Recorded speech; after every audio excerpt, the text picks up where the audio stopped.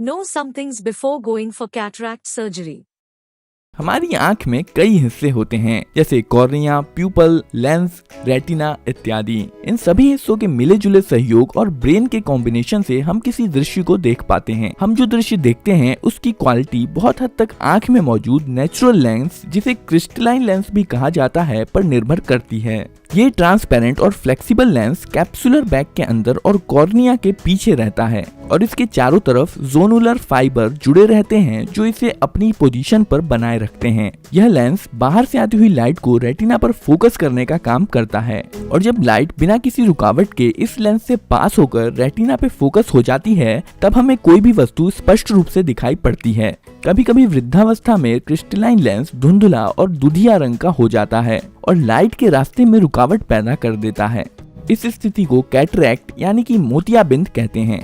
मोतियाबिंद में आदमी को आंशिक या पूरी तरह से दिखना बंद हो सकता है।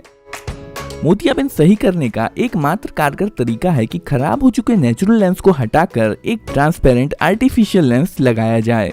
इस आर्टिफिशियल लेंस को इंट्राओकुलर लेंस इम्प्लांट कहा जाता है और इसे सर्जरी करके नेचुरल लेंस की जगह पर लगाया जाता है। कैटरैक्ट सर्जरी दुनिया की सबसे सुरक्षित और सबसे ज्यादा की जाने वाली सर्जरीज में से एक है।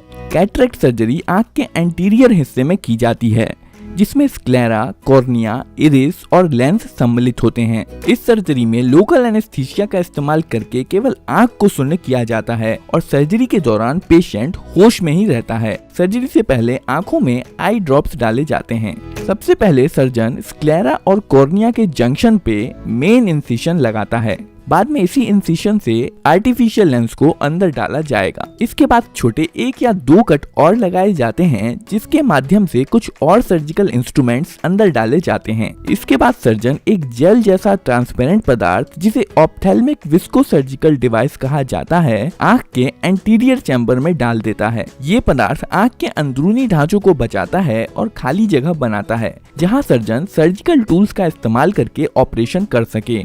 इसके बाद सर्जन सावधानी से कैप्सुलर बैग को खोलता है, जिसके अंदर लेंस रखा होता है।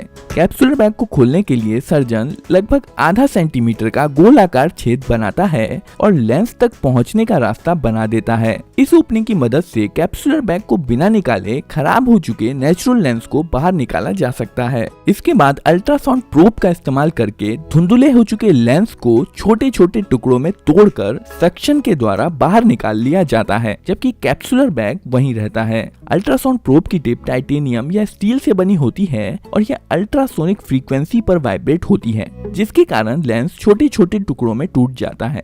मोतियाबिंद वाले लेंस के निकल जाने के बाद आंख लाल रंग की दिखाई देने लगती है। ये लाल रंग आंख की रेटिना का रिफ्लेक्शन है।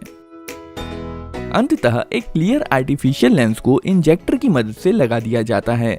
ये आर्टिफिशियल लेंस धीरे से कैप्सुलर बैग के अंदर खुल जाता है और नेचुरल लेंस की जगह ले लेता है। आर्टिफिशियल लेंस आंख के बीच में फिक्स रहता है और ना ही यह महसूस होता है और ना ही दिखाई देता है।